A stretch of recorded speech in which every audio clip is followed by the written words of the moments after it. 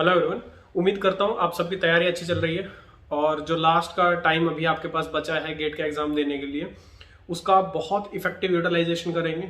और effective utilisation जब मैं कह रहा हूँ तो उसका मतलब ये है कि आपका पूरा अगला 2 जो महीने बचे हैं या 2.5 महीने जो बचे हैं, 3 महीने बचे हैं, एकदम परफेक्ट प्लानिंग के साथ होना चाहिए। मतलब आपको बिना वजह किसी चीज़ का स्ट्रेस नहीं लेना है कि मेरी तैयारी अच्छी चल रही है या नहीं चल रही है, क्योंकि जब आप रैंडम तैयारी करते हैं तो आपको ऐसी फीलिंग आएगी कि आप पता मेरी तैयारी अच्छी हो रही है या फिर हो सकता है मेरी तैयारी अच्छी ना हो रही हो। तो उस पर्टिकुलर केस में आपको सिंपली एक प्लान सेट करना है, एक रिवीजन का शेड्यूल। मैकेनिकल वालों के लिए तो मैं तो ऑलरेडी बना चुका हूँ, उसका लिंक मैं डिस्क्रिप्शन बॉक्स में डाल दूंगा। उसके अलावा आप उसी टाइप का आप अपना स्टडी प्लान सेट कर सकते हैं। ठीक है, अगर आप मैकेनिकल इंजीनियरिंग से नहीं है तो सिंपली आप प्रायोरिटी सेट करेंगे सब्जेक्ट की, जो जिस सब्जेक्ट में ज़्यादा क्वेश्चंस पूछे जाते हैं ऑफ कोर्स वो ज़्यादा प्रायोरिटी का है। प्रायोरिटी वाइज आप लिस्ट करेंगे और उन सब का रिवीजन स्टार्ट करेंगे।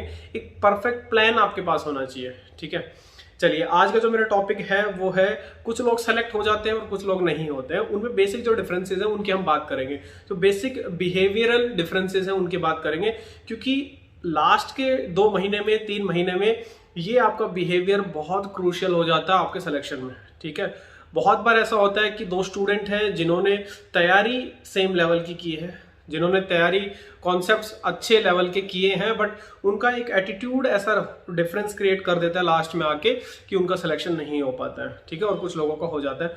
तो वही बेसिक चीज़ें हम आज डिस्कस करेंगे। देखिए, सबसे पहली चीज़ क्या है, सिमिलैरिटीज़ बहुत है। सिमिलैरिटीज़ जब मैं कह रहा हूँ कि उसका मतलब ये है कि सबके पास प्लेटफॉर्म सेम होता है।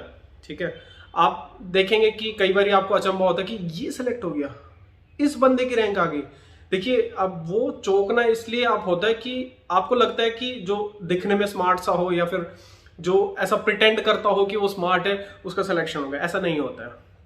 ठीक है, आउटलुक बच्चों की जो होती है उससे कुछ भी डिफाइंड नहीं होता है, सबकी सेम ही होती है, सिलेक्शन वालों का और ना सिलेक्ट होने वालों की भी। ठीक है, तो उससे डेफिनेशन कभी बनती ही नहीं है सिलेक्शन होगा या नहीं होगा। दूसरा, टाइम, जो कि बहुत रिपीटेडली बहुत लोगों ने आपको बताया होगा कि 24 आवर्स ही सबके पास होते हैं। ठीक है, तो एक इंसान के पास भी उतना ही टाइम है, दूसरे के पास भी उतना ही टाइम है। ठीक है, बारीक बात उसने भी ग्रेजुएशन की है, बारीक बात आपने भी ग्रेजुएशन की है। ग्रेजुएशन में उसने भी कुछ नहीं पढ़ा है, ग्रेजुएशन में तुमने भी कुछ नहीं पढ़ा है। ठीक है, तो टाइम का कोई भी डिफ्रेंशिएशन नहीं है। ठीक है, एंड थर्ड, बुक्स। इसको लेके बहुत सारे लोगों को लगता होगा कि इस पर्टिकुलर स्टूडेंट के पास अच्छा मटेरियल था, इसके पास अच्छी बुक्स थी। देखिए भाई, डिजिटल इंडिया है, सबके पास सब अवेलेबल है आज के टाइम में। ठीक है, तो इसमें कोई ये बंदा ये नहीं बोल सकता मेरे पास पैसे नहीं है तो मेरे पास ये मटेरियल अवेलेबल नहीं है, सब कुछ अवेलेबल है। ठीक है, चलिए अब बात करते हैं डिफरेंसेस की, कि क्या उनके थॉट प्रोसेस में डिफरेंस रह जाता है, क्या वो ऐसा डिफरेंट सोचते हैं कि कुछ लोगों का सिलेक्शन हो जाता है और कुछ लोगों का नहीं हो पाता है। सबसे पहला है एक्सपेक्टेशंस ऑफ द रिजल्ट। देखिए, सबसे ज्यादा इंपॉर्टेंट चीज है जो आप पढ़ रहे हैं, जो आप कर रहे हैं, उसका एक सर्टेन पीरियड के बाद ही रिजल्ट आएगा। बहुत सारे बच्चे ऐसे होते हैं कि आज मैंने पढ़ाई स्टार्ट करी है, पूरे मोटिवेशन के साथ स्टार्ट करी है और आज ही मेरी एक्सपेक्टेशन ऐसे है कि मैं आइंस्टीन बन जाऊं। ऐसा नहीं होता है। देखिए भाई, जो नॉलेज मैंने गेन की थी गेट के एग्जाम से पहले या इंजीनियरिंग सर्विसेज के एग्जाम से पहले, वो नॉलेज मेरे एग्जाम तैयारी के स्टार्टिंग में नहीं थी। ठीक है, स्टार्टिंग में नॉलेज लेवल कम होता है, वो बाय द टाइम धीरे धीरे आप जब पढ़ाई लिखाई करते हैं धीरे धीरे बढ़ता है और फिर आप इस लेवल पे पहुंचते हैं कि आपका सिलेक्शन हो जाए।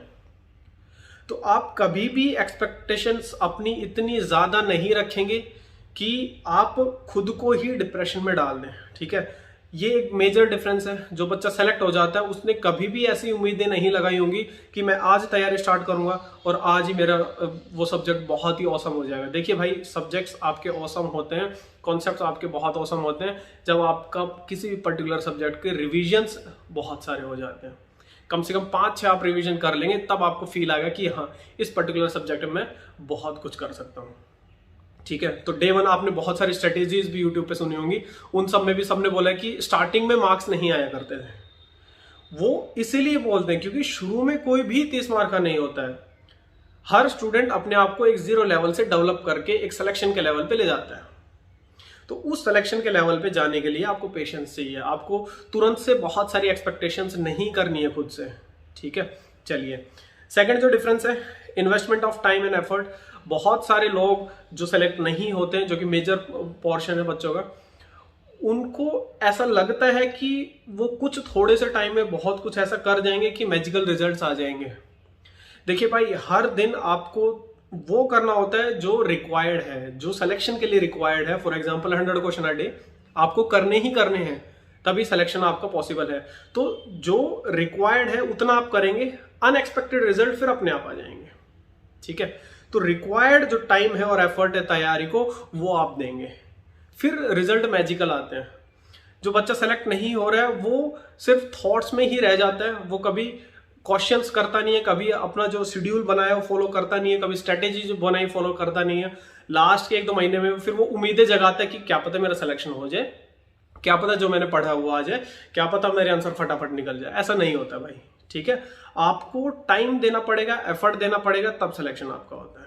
ठीक है, एंड द थर्ड जो मेजर डिफरेंस है, जो सबसे ज्यादा इंपॉर्टेंट भी है, वो है कि हम लोग जब तैयारी स्टार्ट करते हैं तो मोटिवेशन लेवल इधर होता है, और जब नवंबर दिसंबर आता है, जनवरी आता है, तो मोटिवेशन लेवल आपका कहीं यहाँ आ जाता है।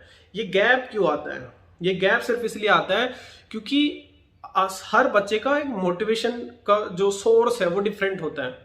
जो लोग सेलेक्ट हो रहे हैं उनका मोटिवेशन का सोर्स कुछ डिफरेंट रहा होगा। वो क्या होता है मोटिवेशन का सोर्स? मैं अपना पर्सनल मोटिवेशन सोर्स बता देता हूँ। देखिए, एक्सटर्नल सोर्स कभी भी आपको more than a week motivated नहीं रख पाएंगे। मेरा जो पर्सनल मोटिवेशन था वो ये था कि मेरे बच्चे, मेरी फ्यूचर जो फैमिली है, वो मुझे एज अ हीरो देखें, या फिर कभी उनकी बेसिक नीड्स के लिए मुझे स्ट्रगल ना करना पड़े। उनको मैं एक क्वालिटी लाइफ दूं, उनको मैं एक ऐसी लाइफ दूं जहां वो उनका जो मन हो वो कर पाए, जहां उनकी जो इच्छाएं हो, जो उनकी पैशन हो, उसको वो टाइम दे पाए। वो बेसिक नीड्स के लिए पूरी लाइफ टाइम जूझते ना रहे। ठीक है, तो आपको भी ऐसा कुछ मोटिवेशन आप भी रख सकते हैं कि आपके बच्चों के लिए, आपके बेटर हाफ के लिए आप हीरो रहें। कोई और पर्सन का एग्जांपल देख के आप उनको मोटिवेट ना करें, या फिर और किसी इंसान का एग्जांपल देके आप उनको ऐसा ना बताएं कि आपको वैसा बनना है। आपके बच्चों को ऐसा लगना चाहिए कि मुझे पापा जैसा ही बनना है, या फिर मुझे मम्मी जैसा ही बनना है। ठीक है, तो एक इंटरनल मोटिवेशन होना चाहिए जो फर्दर आपका लॉन्ग टर्म मोटिवेशन है, 5 साल बाद का, 10 साल बाद का। ठीक है, और ऐसे केस में आपको शॉर्ट टर्म कोई भी मोटिवेशन नहीं बनाना है, एल्स आप 10 दिन पढ़ेंगे फिर भूल जाएंगे। ठीक है, चलिए, तो ओवरऑल जो मैं कहना चाह रहा हूं वो माइंडसेट की चीजें हैं। आपका जो ब्रेन में जो थॉट प्रोसेस है वही आपका फाइनल रैंक डिसाइड करता है। उसका बहुत एक्सट्रीम एक्सटेंट तक बहुत ज्यादा रोल रहता है। ठीक है, तो आपको कूल काम रहना है, रिजल्ट्स की बहुत बड़ी बड़ी एक्सपेक्टेशंस नहीं रखनी है, टाइम और एफर्ट पूरा देना है जितना एग्जाम के लिए रिक्वायर्ड है, और माइंडसेट आपको पॉजिटिव रखना है। ठीक है, चलिए, stay focused and do an exam.